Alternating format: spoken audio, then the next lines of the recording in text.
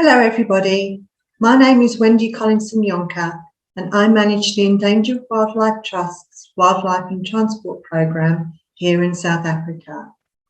I'm also representing the African Conference for Linear Infrastructure and Ecology, otherwise known as ACLI. The second ACLI, co-hosted by the Endangered Wildlife Trust, Greevy Zebra Trust and Iwasu Lions, took place on the 12th to the 17th of August 2021. The first ACLI conference was held in 2019 in the iconic Kruger National Park, South Africa, with 115 participants from 21 countries. ACLI 2021 included almost 200 participants from 25 countries, including 11 African countries, with representation from all regions of Africa. We also had participants with diverse backgrounds, including from the engineering, ecology, policy, and finance sectors. Linear infrastructure is essential for connecting society. Our systems of roads, railways, pipelines, and power lines all serve to link our cities, developments and resources, and our energy and water supplies. Therefore, it is perhaps ironic that linear infrastructure does exactly the opposite for natural systems. By crisscrossing landscapes, linear infrastructure serves to fragment ecosystems, isolate populations, and reduce natural flows. Roads, railways, fences, and power lines constrain animal movements. They pose direct threats to species from collisions and indirect threats by increasing access by people to previously untapped resources. They may facilitate pathways of invasion for alien flora and fauna with significant ecological consequences. In many ways, Africa represents the final frontier for infrastructure development. Her population has doubled in the last 3 decades and currently stands at 1.3 billion. Most experts agree that if it continues at its current rate, Africa's population will double again by 2050. This means that about 2/3 of the world's population growth is expected to take place on our continent, and by 2050, Africa will be home to more than 1/4 of the world's people. As populations and economies grow, they require greater investments in infrastructure. Over the next few decades, we will need significant investments in railways, roads, energy, and other infrastructure to meet the growing demands of emerging African economies.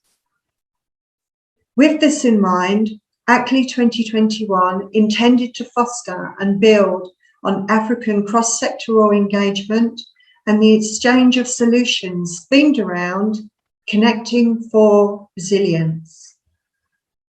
Considering the most pressing issues of our time, climate change, biodiversity loss, COVID-19, and the spectre of future pandemics, efforts to maintain ecological and human resilience are critical.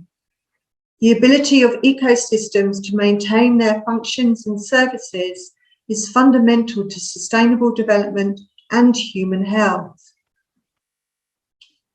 This year's conference was centered around 4 major sub-themes that were the focus of each day.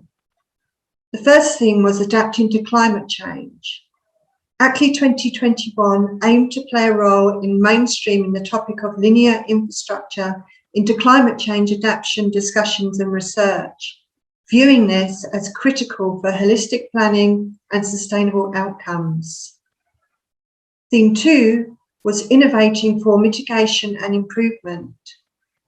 ACLI 2021 highlighted existing African and global examples of innovation while promoting stronger communities of practice, knowledge sharing, and policy that can support the development of context-appropriate mitigation solutions for linear infrastructure in Africa.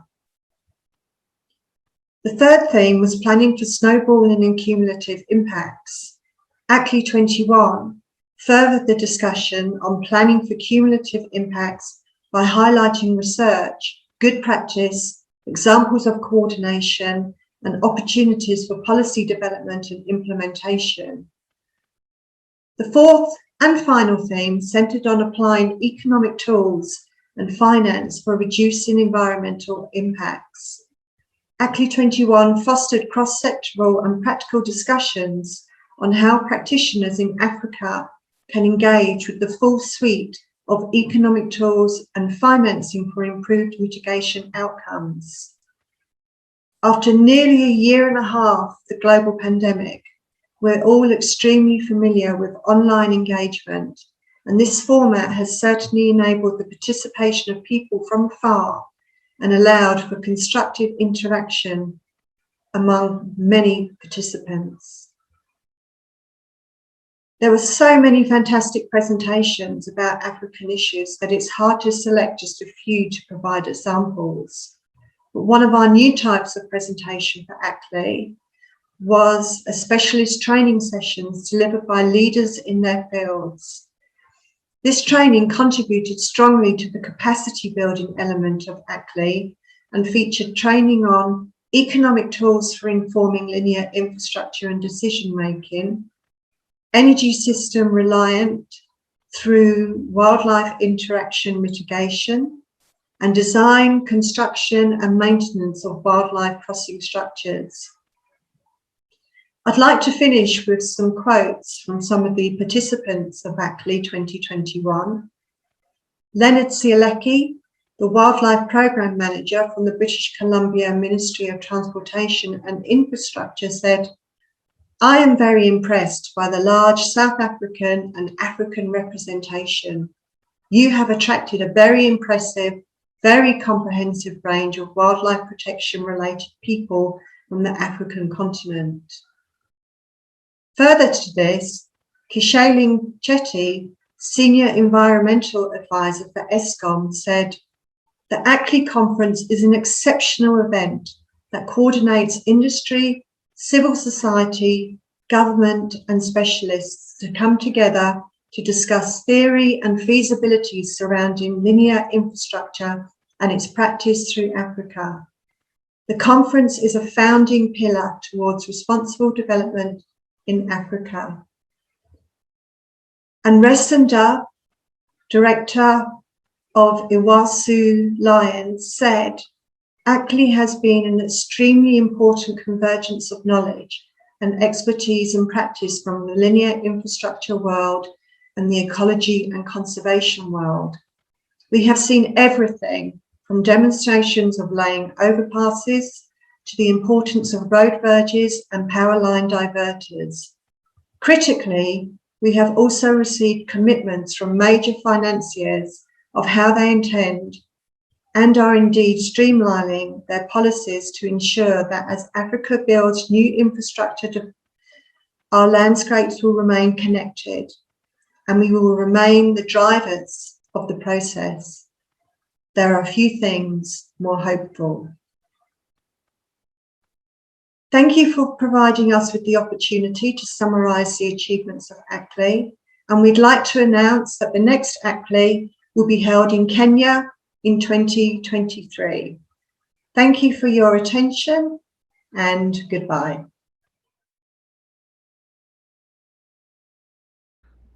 Good morning, or good afternoon, or good evening, depending on where you're listening from. My name's Rod Vandery. I'm a Technical Executive in Ecology at WSP Australia and an Associate Professor at the University of Melbourne. And I'm really excited to be with you today to just give you a quick update on ANET, which is the Australasian Network for Ecology and Transportation, and all things roads and connectivity in the region being Australia, New Zealand and Asia. So ANET is a network of professionals and we're promoting best practice in transportation and ecology across Australia, New Zealand, Pacific Islands and Asia. We've been running since about 2009, we've had 3 conferences with great representation from numerous countries around the world, particularly Asia. and Australia and New Zealand. Our conference for this year has been postponed to next year, and that will be in New Zealand in about October, November.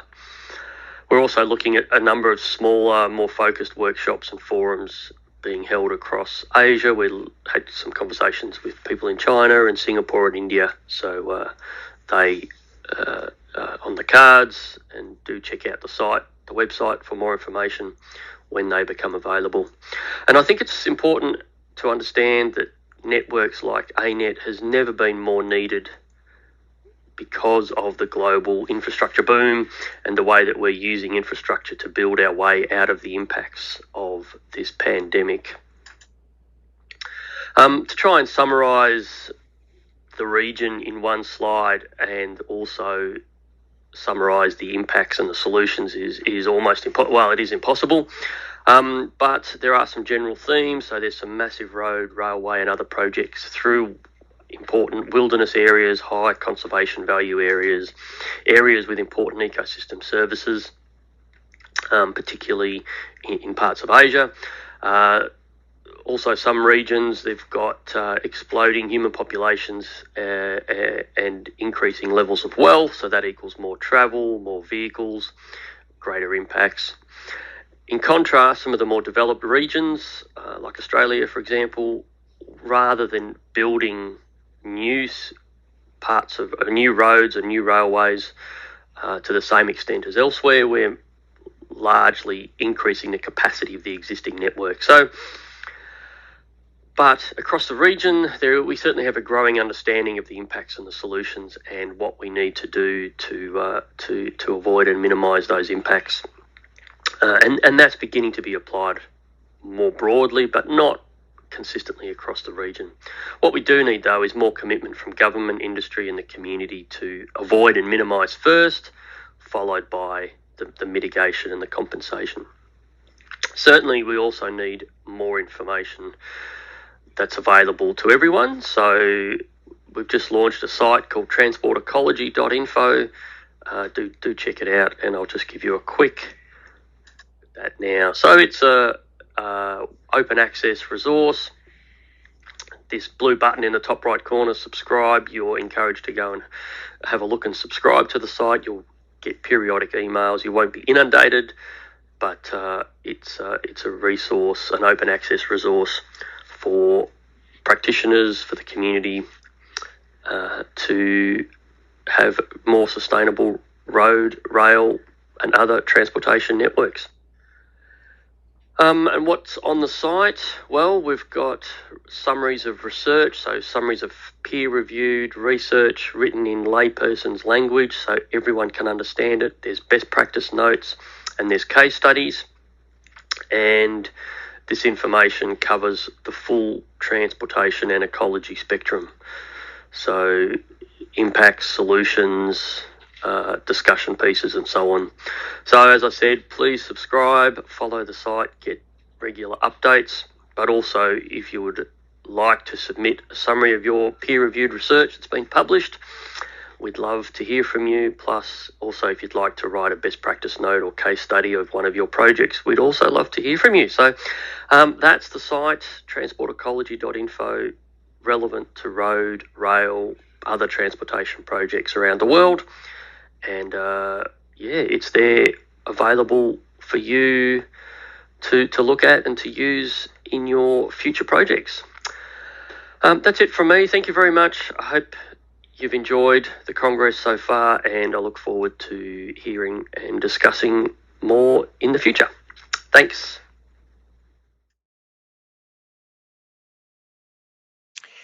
Good evening.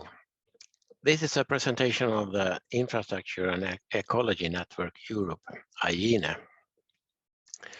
I am Anders Sjöland from Sweden and the Swedish Transport Administration, and I'm also chair of the Infrastructure and Ecology Network Europe, IUCN. It's a network that was established in 1996, and it spans the entire globe, but the focus is on Europe, of course. And we cooperate with other networks, similar networks in other continents. And I suppose you already heard some presentation from these networks, and you will hear more. We have, during these years, of course,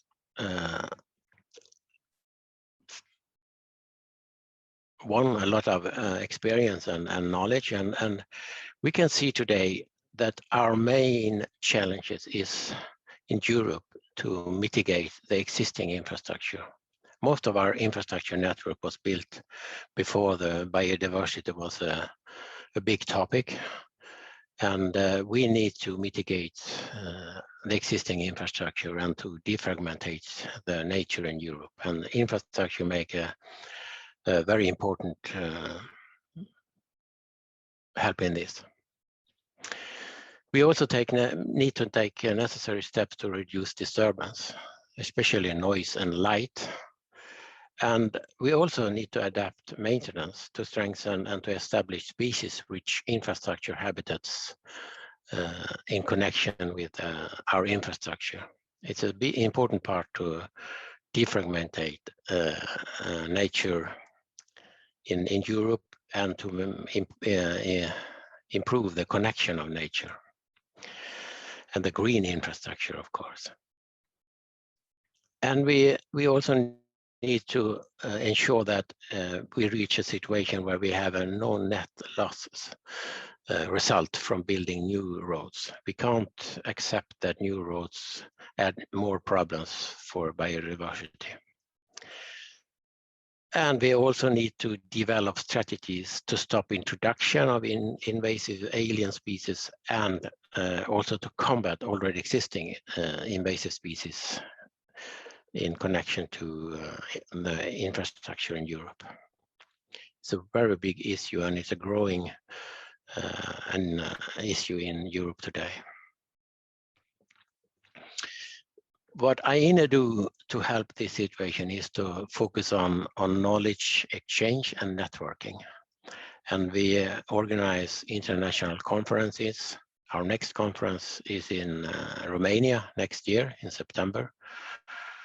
I can recommend you to visit this conference. We are also fostering research. We have an IUCN award for good research. We have a scientific expert group to support research funders. And of course, we are involved in studies and publications of science results. We compile knowledge. We have a European National Handbook, of course, and we are involved in building new knowledge in European projects.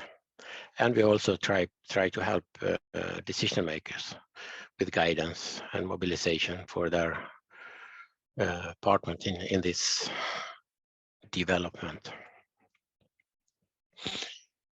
During these years, we have also been involved in success stories, of course. We have these defragmentation programs in Netherlands and in Germany.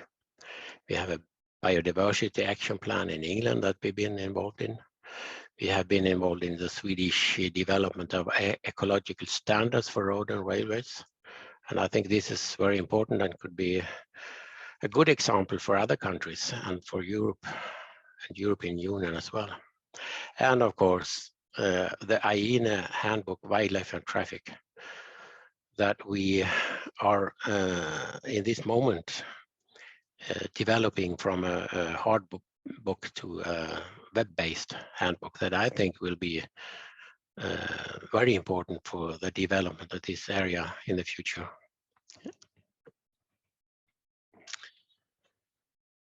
And if I look forward and can dream a little bit, what do I need? What do I see that we need really? And I think that we could copy something from the climate. I could see that we could need a European diversity law similar to the climate law, where we state that we need to become a biodiversity positive situation in 2040 and to achieve a no net loss situation in 2030. I think that is very important. I also think that we need a European ecological standards for infrastructure that sets the demands for ecological function that must be met when we plan, design, and construct new infrastructure. And of course, last but not least, we need a massive investment in public awareness. I think that's a key activity that we need to do in the future. So thank you.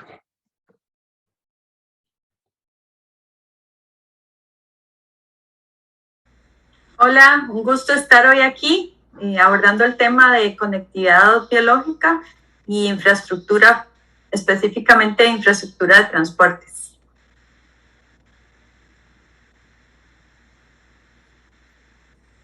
Hoy represento al Grupo de Trabajo en Transportes para Latinoamérica y el Caribe de la UICN. Mi nombre es Daniela Araya y soy de Costa Rica. ¿Qué desafíos tenemos en la región, específicamente para reducir el conflicto entre la biodiversidad y los sistemas de transporte? Tenemos que trabajar con una alta biodiversidad. No solo trabajamos para la conectividad del jaguar, también tenemos que trabajar para la conectividad de tortugas marinas que desovan cerca de carreteras, lograr conectar el dosel sobre líneas de trenes. Entonces es muy grande la responsabilidad por la alta biodiversidad de la región. Tenemos que generar más investigación. Aún no sabemos qué tan profundo es el impacto en los ecosistemas, qué tan grande es este impacto. Entonces que tenemos que trabajar fuertemente en esto. Y es un trabajo contrarreloj porque el desarrollo de infraestructura de transportes en la región está creciendo rápidamente. ¿Cómo trabajamos? Estamos en campo tomando datos en carreteras, monitoreando las estructuras de paso que ya se han creado y tratando de documentar muy bien estos proyectos para que puedan ser replicados, escribiendo artículos, reportes para ofrecer soluciones, ¿verdad? Eso es uno de nuestros principales objetivos, apoyar a otros investigadores, a las agencias de gobierno, a las empresas constructoras para ir complementando este esfuerzo internacional. Con respecto al trabajo del grupo, ya se logró oficializar a través de la UICN. Contamos con una página web que queremos que sea un sitio de ayuda, de apoyo para los que están iniciando, para los que quieren continuar en el trabajo de ecología de transportes.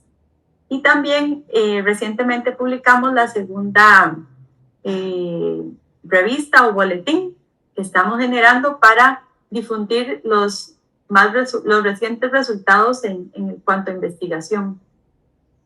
Esta es mi diapositiva preferida. Son los logros a nivel regional, no solo nuestros, sino de muchos otros investigadores y colaboradores, agencias de gobierno que están trabajando en el tema. Está avanzando el tema de investigación. Ya sabemos, por ejemplo, que los jaguares tienen rangos de hogar más grandes cuando hay alta densidad de caminos, posiblemente porque pierden la capacidad para suplir sus necesidades, entonces necesitan que sean grandes. Ya México publicó su guía en diseño de pasos de fauna. Brasil construyó un nuevo paso superior específicamente para primates. Argentina, Uruguay y Ecuador ya conformaron una red para monitorear atropellos, conciencia ciudadana, y Colombia ya publicó una guía de infraestructura verde. ¿Qué necesitamos? Bueno, como les comenté, necesitamos financiamiento para generar investigación, no solo para caracterizar el impacto, sino también para poder probar medidas y saber cuáles funcionan para la fauna, específicamente en ecosistemas tropicales. Necesitamos involucrar a las agencias de gobierno aún más, porque eso es un trabajo en equipo y tiene que dársele continuidad a través de los distintos gobiernos que lideren cada país. Tenemos que visibilizar más el impacto, hacer que la gente se desacostumbre, porque en muchas áreas protegidas es común ver a los animales muertos a la orilla de la carretera, a la orilla de la línea del tren. Tenemos que asegurar legislación específica en este tema para que esto se convierta en un proyecto a largo plazo y no por un corto periodo. Y vamos a seguir trabajando juntas y juntos por generar medidas específicas en la infraestructura de transportes para Latinoamérica y el Caribe. Muchas gracias.